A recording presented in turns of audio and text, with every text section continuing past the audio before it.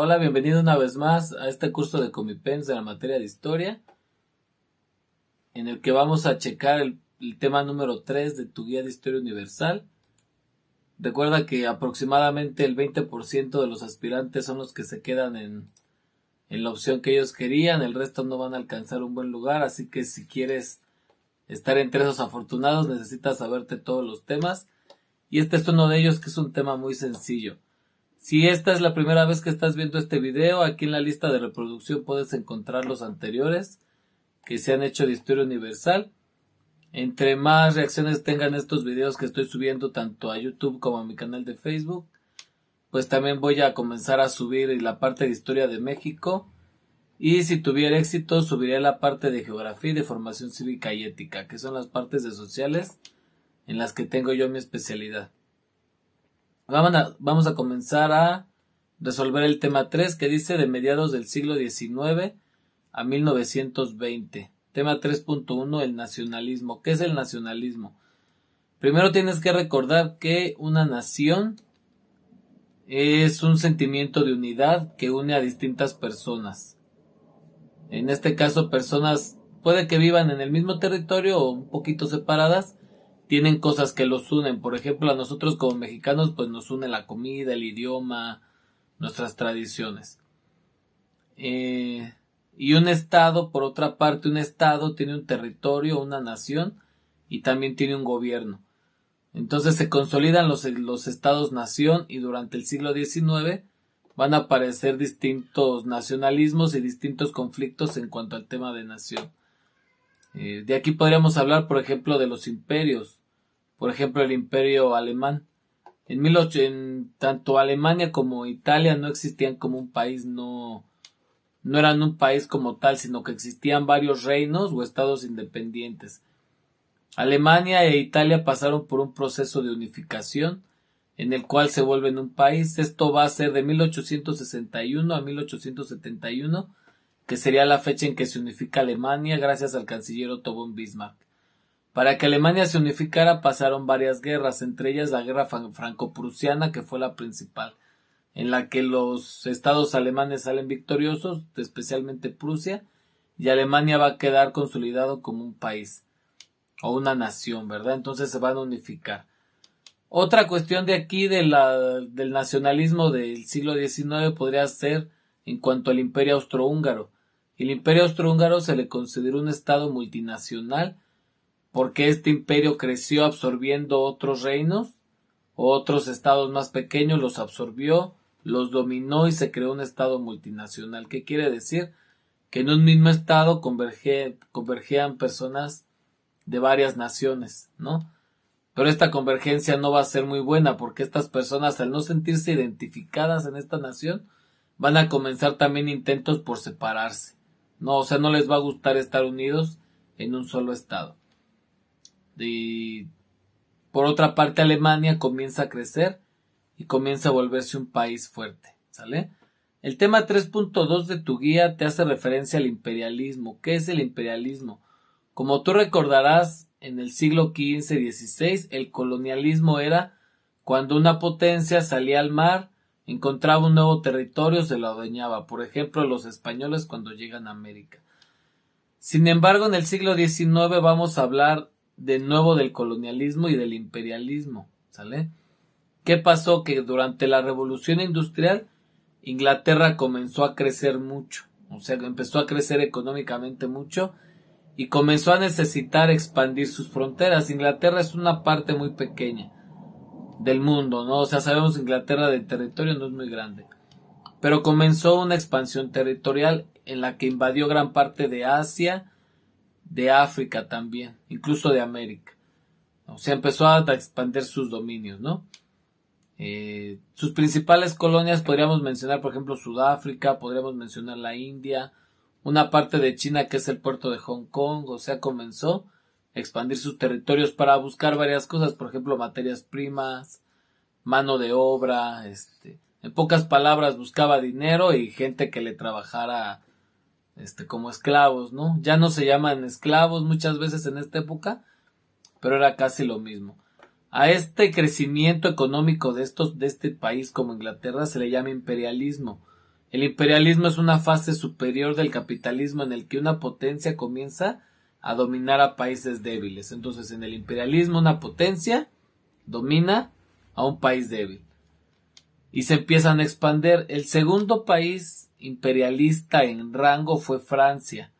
¿Sale? Francia colonizó partes como por ejemplo la Indochina o en África Argelia, por ejemplo. Te voy a poner aquí los mapas de las colonias de Inglaterra y las colonias de Francia, que serían las principales potencias imperialistas.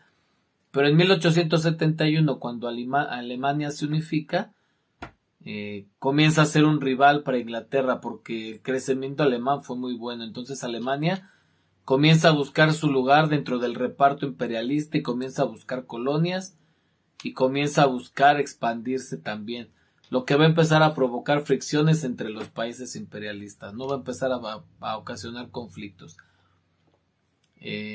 Se hizo una conferencia en Berlín, se llama la Conferencia de Berlín, fue promovida por Otto von Bismarck. En esta conferencia se reúnen las potencias para ponerse de acuerdo y repartirse África de una manera pacífica, o sea, hasta eso llegaban. Dijeron, a ver, vamos a invadir África, vamos a saquear sus recursos, vamos a colonizarla, pero vamos a ponernos de acuerdo para no hacernos la guerra entre nosotros. Entonces, en la Conferencia de Berlín, llegan, se ponen de acuerdo, se reparten los territorios africanos entre las potencias europeas. Por eso Europa es muy rico y África muy pobre, ¿no? Se reparten todos sus recursos y se adueñan de los territorios africanos. Pero, sin embargo, la tensión comenzaba a crecer. O sea, seguía subiendo la tensión entre todos estos países europeos, ¿no? A este periodo de tensión se le conoce como la paz armada. Paz armada va de 1871, que se unifica Alemania, hasta 1914, que empieza la Primera Guerra Mundial. Y se caracteriza por una tensión entre las potencias, pues, principalmente Inglaterra y Alemania. Comienzan a volverse muy fuerte esta tensión y se comienzan a crear alianzas, ¿sale? Alemania, por su parte, impulsa la creación de la Triple Alianza, que se integró por Alemania, el Imperio de Austro-Hungría e Italia.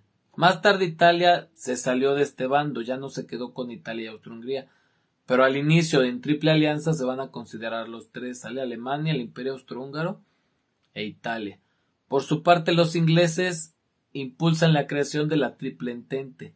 En la Triple Entente estuvieron Inglaterra, Francia y Rusia como integrantes de este bloque o de esta alianza militar. Cuando empieza el año de 1914, en Austro-Hungría el heredero al trono, Francisco Fernando, muchas veces se le llama el archiduque, sale esa palabrita. El archiduque Francisco Fernando sale de paseo hacia Sarajevo con su esposa. Ahí en Sarajevo el archiduque sale con su esposa, va en un auto y en un atentado terrorista lo matan. El que lo mató se llamaba Gavrilo Princip y era parte de una organización terrorista llamada Mano Negra. Él fue el que lo mata. Pues obviamente el archiduque pues hizo malenir, ¿no? Lo matan y comienza una crisis, una tensión que se conoce como crisis de julio, en el que el Imperio Austrohúngaro reclamaba la muerte de su heredero, se responsabilizaba a Serbia, Rusia dijo que iba a defender a Serbia, los alemanes dijeron que iban a atacar a los rusos y a los franceses, Inglaterra le declara la guerra a Alemania, o sea, se hace todo un caos. Y comienza la Primera Guerra Mundial. La primera etapa de la Guerra Mundial se llama movimientos, que es cuando los países empiezan a declarar la guerra, envían a sus tropas. Creían que iba a ser una guerra rápida, pero no, se estancan. Entonces, finales de 1914, 1915, 1916, 1917, la guerra se basa en trincheras.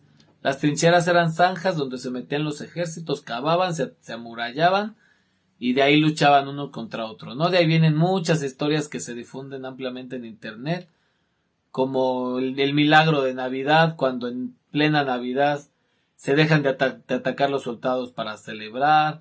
Es muy conocido lo de las armas químicas que se aventaban a las trincheras y todo esto, ¿no? En 1917 estalla la Revolución Rusa y Rusia se sale del conflicto, ¿no? Ahí es cuando Lenin comienza la revolución bolchevique los rusos se salen de la Primera Guerra Mundial, firman un tratado con Alemania que se llama Brest-Litovsk, y en ese tratado ceden algunos territorios a Alemania y se salen de la guerra. Rusia culmina su revolución, matan al zar Nicolás II y se vuelven socialistas. En 1922, o sea, unos años más tarde, se formó la Unión Soviética. En 1917, entonces, se sale Rusia, pero también entra Estados Unidos. Al Estados Unidos entra por dos motivos. El primer motivo se da en 1915, cuando los alemanes hunden el transatlántico de Lusitania. En ese transatlántico viajaban ciudadanos americanos y entonces se enojan. Y Estados Unidos lanza el ultimátum, ¿no? De que le vamos a declarar la guerra si le sigue. Después, en 1917, Alemania le manda un telegrama a México en el que le invita a unirse a la guerra. O sea que México pudo unirse a Alemania para invadir Estados Unidos y recuperar los territorios que se habían perdido del norte del país, los de Texas, Alta California, Nuevo México. O sea, bueno, California, ¿no? Más bien California, Texas, Nuevo México, que iban a ser recuperados. Pero México rechaza esa oferta. Venustiano Carranza era en este tiempo el presidente, estaba la revolución, y México rechaza la oferta. El telegrama se le conoce como telegrama Zimmerman. Cuando Estados Unidos se entera de esta cuestión del telegrama en el que Alemania quiere que nos unamos para invadirlos, Estados Unidos dice ya ahora sí es el momento y le declara la guerra a Alemania y entra. Realmente no hizo mucho Estados Unidos en cuanto a lo militar, o sea, su acción militar no es tan importante, lo más importante es su acción de estrategia. O sea, aportó recursos, aportó alimentos, aportó dinero y recursos para la guerra, porque los países europeos ya estaban hasta el cuello de crisis, ya no aguantaban más. Llega Estados Unidos fresco y aporta sus recursos, se inclina la balanza a favor de la Triple Entente y entonces Alemania es derrotada y se rinde. Aquí, como para hacer un breve paréntesis, los bandos de la Primera Guerra Mundial, por una parte está, dijimos, la Triple Entente, donde están Inglaterra y Francia, y en un momento Rusia hasta que se salió de la revolución. El otro bando, al inicio, le podríamos considerar la Triple Alianza. Nada más que en la Primera Guerra Mundial ya es más correcto decir las potencias centrales. Las potencias centrales fueron Alemania y el Imperio Austrohúngaro. Italia, que primero estaba aliado a ellos, los deja y se va con Inglaterra, con Francia. O sea, se cambia de bando Italia. Pero el Imperio Otomano entra junto con las potencias centrales y se une a la guerra. Entonces, el bando de Alemania en la guerra realmente fue Alemania, el Imperio Austrohúngaro y el Imperio Otomano, que lucharían contra los integrantes de la Triple Entente y al final son derrotados. Cuando son derrotados en 1919, se reúnen los vencedores y crean el Tratado de Versalles. En el Tratado de Versalles básicamente culpan de todo a Alemania, le cobran la indemnización, le obligan a reducir su ejército, le quitan su aeronáutica militar, o sea, ya no habían aviones militares alemanes, dividen el territorio de Alemania en un pedacito, se lo separan para que Polonia tuviera salida al mar, o sea, hacen con Alemania lo que quieran. El Imperio Austrohúngaro también se desintegró, ya no existe Austrohungría y salen varios estados separados ahí, ¿no? También otra consecuencia es que el Imperio Otomano también se disuelve y van a salir varias naciones en Oriente. Las naciones en Oriente, Inglaterra y Francia se las adueñaron.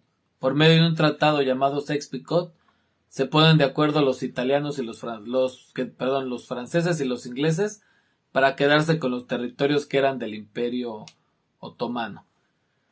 Y termina así la guerra.